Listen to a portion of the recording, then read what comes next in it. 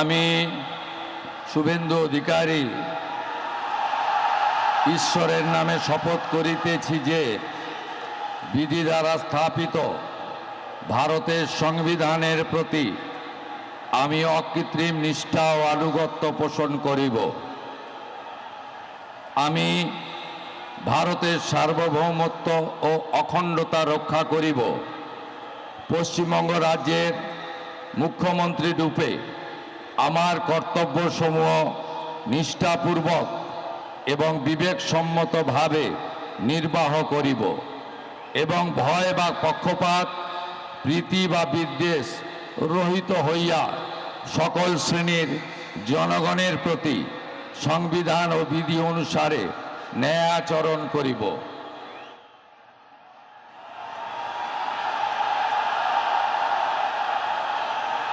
আমি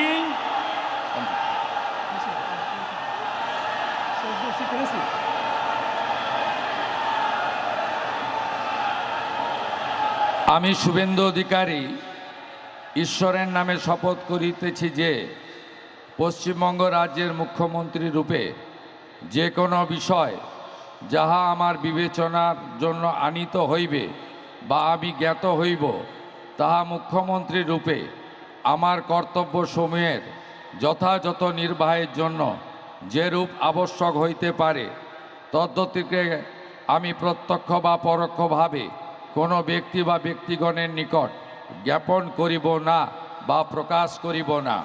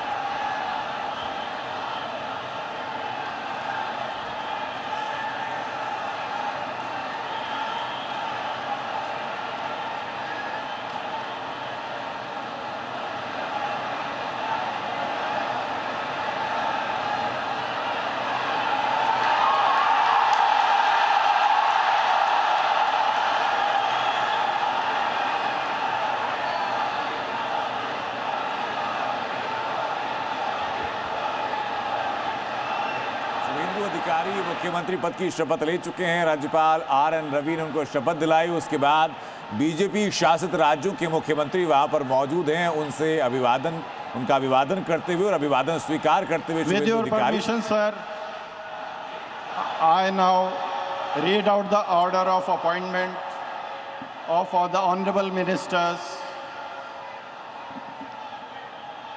The order of Governor of West Bengal in exercise of the power conferred on me by Article 164(1) of the Constitution of India, I, Shri R.N. Ravi, Governor of West Bengal, on the advice of Shri Shubhendu Adhikari, Chief Minister of West Bengal, hereby appoint the following persons in the Council of Ministers for the State of West Bengal: Shri Dilip Ghosh, Shrimati Agnimatra Paul, Shri Ashok Kirtinia, Shri Khudiram Tudu, and Shri Nishit Pramanik.